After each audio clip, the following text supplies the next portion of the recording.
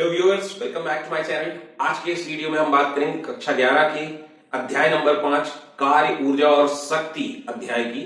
और उस अध्याय में हमारे पास में एक बहुत इंपॉर्टेंट टॉपिक है जिसका नाम है ऊर्ध्वाधर वृत्तीय मार्ग में या ऊर्ध्वाधर वृत्त में किसी पिंड की गति। ठीक, तो आइए शुरुआत करते हैं आज के इस वीडियो की। तो जैसा कि आप टॉपिक देख पा रहे हैं, ऊर्ध्वाधर वृत्त में किसी पिंड की गति, motion of a body in a vertical circle.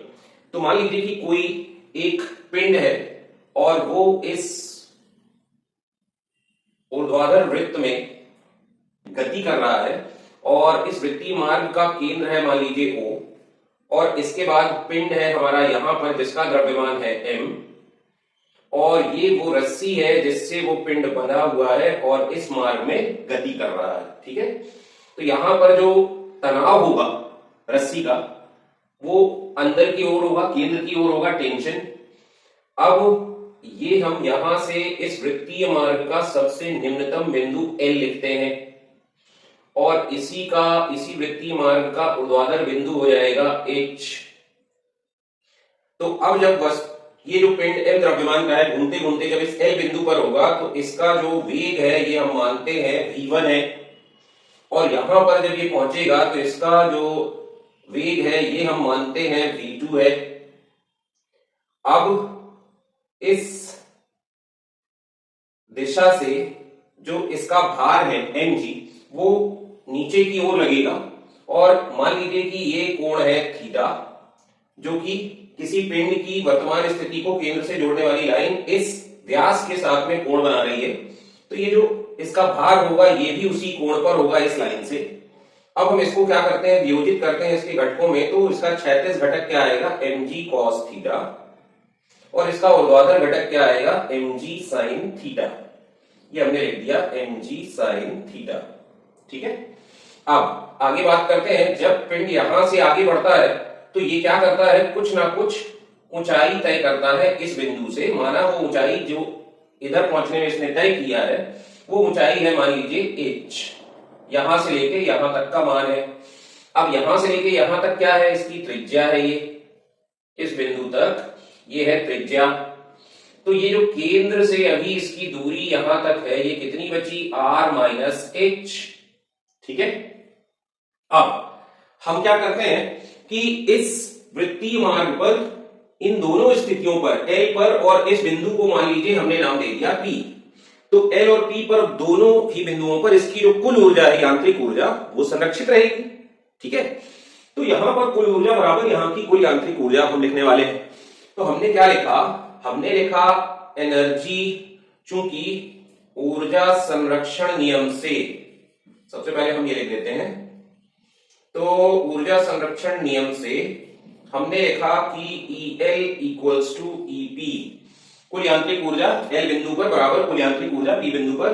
तो अभी हमने इसकी ऊर्जा क्या लिखी L बिंदु, तो L बिंदु पर इसके पास क्या होगी, पूरी की पूरी गतिज ऊर्जा होगी, क्योंकि यहां पर यह निम्नतम बिंदु पर है तो इसकी स्थितिज ऊर्जा शून्य होगी। ठीक है, तो हमने इसको क्या लिखा 1/2m, यहां पर वेग क्या है इसका v1 का स्क्वायर बराबर।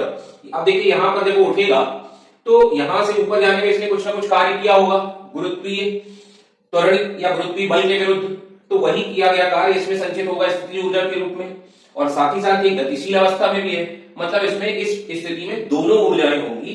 तो हमने क्या लिखा 1/2m, यहां का वेग क्या है v2 का वर्ग प्लस mg इंटू इसने कितनी ऊंचाई तय की है h।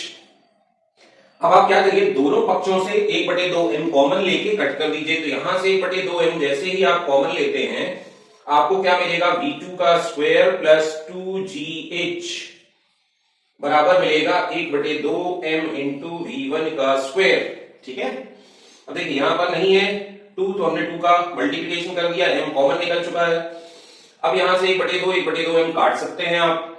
अब यहां से 2gh का पक्षांतर कर दीजिए, तो आपको क्या मिलेगा, v1 स्क्वायर माइनस 2gh बराबर v2 का स्क्वायर। इसको कहिए समीकरण number 1।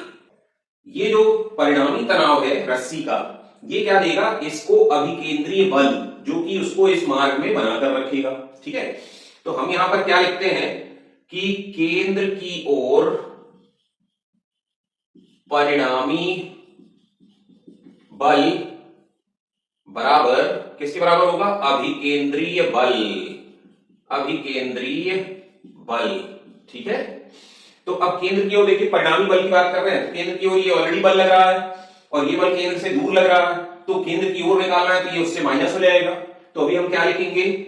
T minus mg cos theta बराबर, अब इस स्थिति में अभिकेंद्रीय बल लिखते हैं, तो अभिकेंद्रीय बल क्या होगा? m इंटू V2 का स्क्वायर बटे r, ठीक है। अब यहां से आप इसका पक्षांतर कर दीजिए, तो T बराबर आपको मिलेगा mg cos theta plus mv2 का स्क्वायर बाय r, ठीक है। अब cos थीटा का इस त्रिभुज में आप cos थीटा का मान निकाल लीजिए, ठीक है। तो हमने इसको बोला, इस बिंदु को बोला m और ये है O, तो OMP त्रिभुज OMP में cos थीटा बराबर कितना आएगा? देखिए cos थीटा बराबर आएगा आधार बटे कर्ण, तो आधार क्या है? r माइनस h बटे r, ठीक है।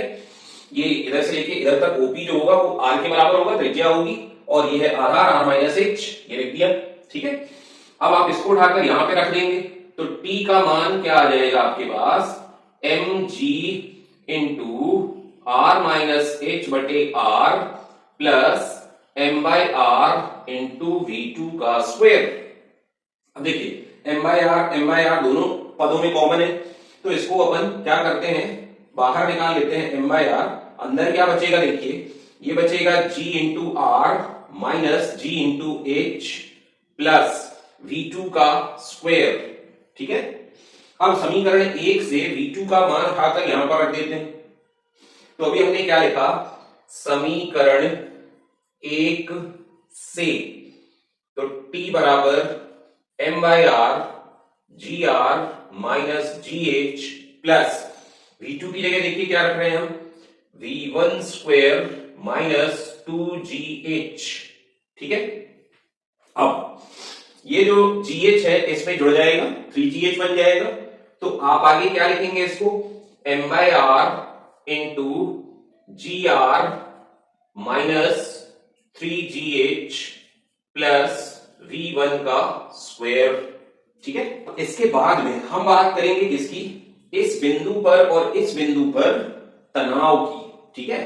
तो अब हम बात करेंगे कि स्थिति L तथा H पर तनाव। तो देखिए अगर हम ये निकालना चाहते हैं तो हमें इस समीकरण से, इसको समीकरण नंबर हम 2 दे देते हैं, तो यहां पर हम मान रखते हैं, तो देखिए क्या होगा? अगर L बिंदु पर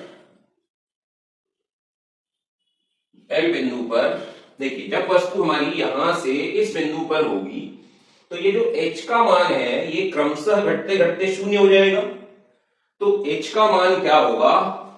h बराबर 0, इसलिए TL कितना आ जाएगा? देखिए m बटे r into G R minus, अब देखिए h तो 0 हो चुका है, गायब हो जाएगा, बचेगा क्या? प्लस V1 का स्क्वायर तथा h बिंदु पर देखिए हम बात करते हैं h बिंदु पर, तो h बिंदु पर जब ये वस्तु यहां से घूमते घूमते ऐसे चलेगी इधर पहुंचेगी, तो ये हो गया h का मान, ये बढ़ रहा है r हो गया जब वस्तु इधर आई, फिर आगे बढ़ी तो एक और r हो गया, मतलब ये जो h है ये कितना हो जाएगा?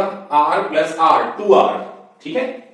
तो यहां पर h का मान कितना हो जाएगा? 2r के बराबर, इसलिए आप यहां पर उच्चतम बिंदु पर जो तनाव लिखेंगे क्या लिखेंगे? m बटे r into G R minus 3g into, अब h की जगह देखिए क्या लिख रहे हैं? 2r प्लस V1 का स्क्वायर।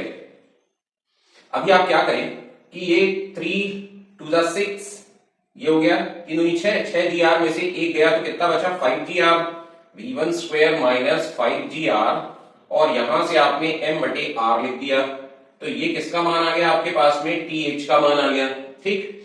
अब आप क्या करें, तनाव में अंतर निकाल लें, तो TL माइनस TH, तो जब आप TL माइनस TH करेंगे तो MIR दोनों में कॉमन है, बाहर कर देते हैं, अंदर क्या बचेगा, V1 स्क्वायर, और ये V1 स्क्वायर गायब हो जाएगा, कट जाएगा, और इसमें से ये जुड़ जाएगा, तो GR प्लस GR कितना हो जाएगा, 6GR, R से R कट करिएगा तो ये कितना आ जाएगा, 6mg। ये हमारा एक इंपॉर्टेंट रिजल्ट है। आगे बढ़ जाते हैं, तो अब हम बात करेंगे किसकी, कि इस पिंड के इस मार्ग पर पूरा एक चक्कर लगाने की शर्त क्या है। ठीक है, तो हम यहां पर लिख रहे हैं कि पिंड के चक्कर लगाने की शर्त, ठीक, condition for looping the loop of a body, इस बॉडी के इस पूरा लूप को करने के लिए क्या कंडीशन हो सकती है, इस चक्कर को लगाने के लिए क्या शर्त है। शर्त ये है कि जैसे ही वस्तु इस बिंदु पर पहुंचे एच पर, अपने उच्चतम हाईएस्ट पॉइंट पर, तो यहां पर जो तनाव होना चाहिए रस्सी का, टेंशन इन द स्ट्रिंग, ये तनाव धनात्मक होना चाहिए। ठीक है, मतलब हम क्या लिखने वाले हैं, TH has to be greater और इक्वल टू 0, बड़ा या बराबर शून्य के, ऋणात्मक नहीं होना चाहिए। तनाव हमेशा इस उच्चतम बिंदु पर धनात्मक होना चाहिए। तो अब इसका मान देखिए, अपने पास में है ऑलरेडी, इसका मान देखिए, आपने क्या लिखा है, m/r into V1 square minus 5GR। ठीक, ये बड़ा या बराबर होना चाहिए किसके, शून्य के। तो अब देखिए यहां से इस ये m/r 0 तो हो नहीं सकता, तो अपन इसको इक्वेट कर देते हैं। तो अभी हमने क्या लिखा, it implies V1 square minus 5GR greater और इक्वल टू 0। ठीक, यहां से इसको पक्षांतर कर देते हैं, तो V1 स्क्वायर ग्रेटर और इक्वल टू कितना आ गया, 5GR।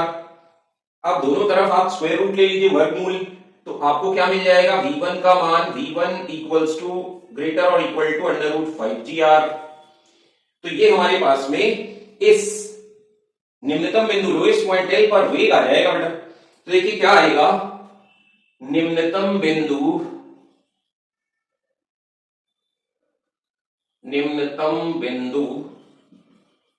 L पर वेग कितना आ गया, V1 बराबर अंडर रूट 5GR। उच्चतम बिंदु L पर H पर, उच्चतम बिंदु H पर देखिए ये जो V2 का मान है, इसको हम एक बार फिर से लिखते हैं। तो हमारे पास में V2 का मान क्या था, V2 square equal to V1 square minus 2GH, यही था ना, एक बार चेक करिएगा, V2 square equal to V1 square minus 2GH। तो अब यहां पर H का मान आपने क्या लिख रखा था, H का मान आपने लिख रखा था 2R के बराबर। ठीक, तो यहां पर 2R रखिए और V1 स्क्वायर की जगह इसका मान रखिए, तो देखिए क्या आएगा, इसलिए V2 को हम V एट H लिख देते हैं, स्क्वायर बराबर V1 की जगह हमने लिखा 5GR minus 2G into H की जगह हमने लिखा 2R। तो ये कितना बन जाएगा, ये बन जाएगा 4, तो ये बन गया GR, और स्क्वायर रूट ले लीजिएगा, वर्गमूल दोनों तरफ, तो ये आ गया क्या, हाईएस्ट पॉइंट, उच्चतम बिंदु पर पिंड का वेग। ठीक, अब हम इन्हीं दोनों बिंदुओं पर तनाव की भी बात कर लेते हैं। ठीक है, तो अब उच्चतम तथा निम्नतम बिंदुओं पर तनाव, अब देखिए तनाव क्या क्या होंगे, TL आपके पास में था m/r GR प्लस V1 का स्क्वायर, इसको चेक करिएगा, यही मान है ना। अब यहां पर कुछ नहीं करना है, V1 का मान रख देना है, तो आपको टेंशन आ जाएगी। ठीक, तो हमने इसको लिखा m/r GR plus V1 square कितना होगा, 5GR। तो यहां से देखिए ये हो गया 6GR, और इस 6GR में जब आप इसका गुणा करेंगे तो ये कितना बन जाएगा, m/r इंटू 6GR, R से R कटा, कितना बन गया, 6mg। तो निम्नतम बिंदु पर जो तनाव होगा वो 6mg होगा। अब उच्चतम बिंदु की बात करते हैं, ठीक है ना, तो उच्चतम बिंदु पर आपके पास में यहीं पे लिख देते हैं, तथा आप देखें कि तनाव आपके पास में उच्चतम बिंदु पर आपने कितना लिख रखा था, आपने इसको लिख रखा था m/r V1 square minus 5GR। v1 square minus 5gr। ठीक है, अब यहां से देखिए v1 स्क्वायर का मान यहां से उठाइए, तो v1 स्क्वायर आप कितना रखेंगे यहां पर m by R, v1 square minus v1 square का मान कितना है देखिए 5gr माइनस 5gr, तो ये कितना आ जाएगा 0। तो अपन ने ऑलरेडी यहां पर लिख रखा है कि पिंड के चक्कर लगाने की शर्त में कि टीएच का मान या तो 0 के बराबर होगा या उससे बड़ा होगा। यहां से आ भी रहा है टीएच का मान 0। ठीक है, आगे बढ़ते हैं। अब हम बात करते हैं कि इस पिंड के ऑसिलेशन की क्या कंडीशन हो सकती है। ठीक है, ऑसिलेशन मतलब दोलन करने की क्या शर्त हो सकती है। तो आप यहां पे अगला क्या निकालेंगे कि पिंड के दोलन करने की शर्त। तो पिंड दोलन कब करेगा, अब हम इसकी बात करेंगे कि what is the condition for oscillating a body. ठीक है, तो यहां पर देखिए मानते हैं अपन कि किसी हाइट h1 पर पहुंचने पर इसकी वेलोसिटी 0 हो जाती है। ठीक है, तो हमने माना कि h1 ऊंचाई पर वेग 0 हो जाता है।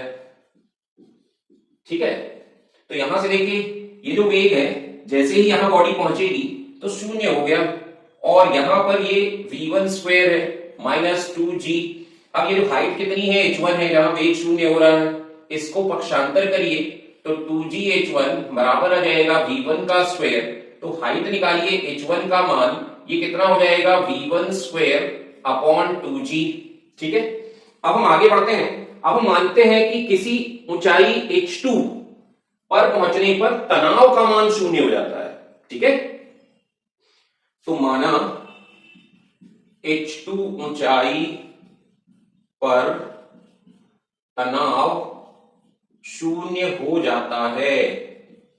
तो अब देखिए, अब तनाव का देखिए आपके पास में समीकरण क्या लिखा है आपने, किसी बिंदु पर तनाव T बराबर m by R into G R minus 3gh plus v1 का स्क्वायर। इस समीकरण को आप मिलाइएगा। ठीक है, अब यहां पर अगर आपने इसको क्या कर दिया कि 0 कर दिया, तो ये जो ऊंचाई है ये क्या होने वाली है h2 होने वाली है ना। तो आप यहां पर क्या लिखिएगा m by R G R minus 3gh2 plus v1 square. ठीक, ये आपने लिख दिया। h2 का मान निकालते हैं, तो अब ये तो 0 हो नहीं सकता, तो यही 0 को इससे इक्वेट कर देते हैं। तो ये हमें क्या देगा देखिए, हमें देगा 0 बराबर जी आर प्लस v1 का स्क्वायर माइनस 3gh2। सही है, इसका पक्षांतर करिए आप, तो आपको क्या मिलेगा 3gh2 बराबर जी आर प्लस v1 का स्क्वायर। यहां से आप h2 का मान निकालिए, तो v1 का square plus G R by 3g। ये आ गई आपके पास में हाइट। ये वो हाइट है जहां पर वेग 0 हो रहा है, और ये वो ऊंचाई है जहां पर रस्सी का तनाव 0 हो रहा है।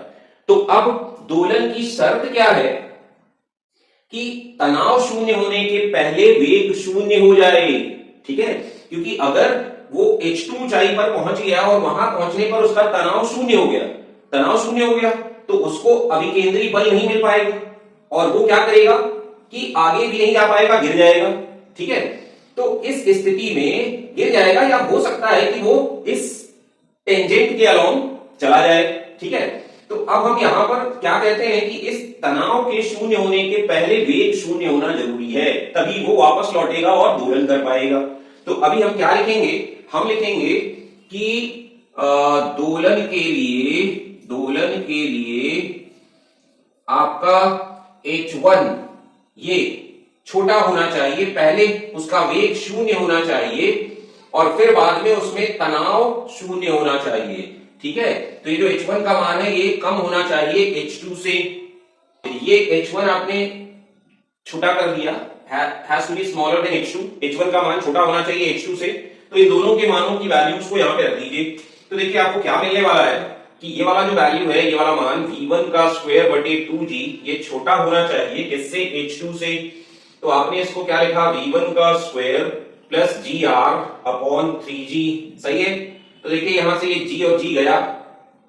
अब यहां से 3v1 स्क्वायर हो गया, छोटा होना चाहिए 2v1 स्क्वायर से प्लस 2gr, इसको पक्षांतर करिए तो v1 का स्क्वायर छोटा होना चाहिए 2gr से, तो वर्गमूल ले लीजिए, v1 छोटा होना चाहिए अंडर रूट 2gr से। तो ये शर्त है दोलन की।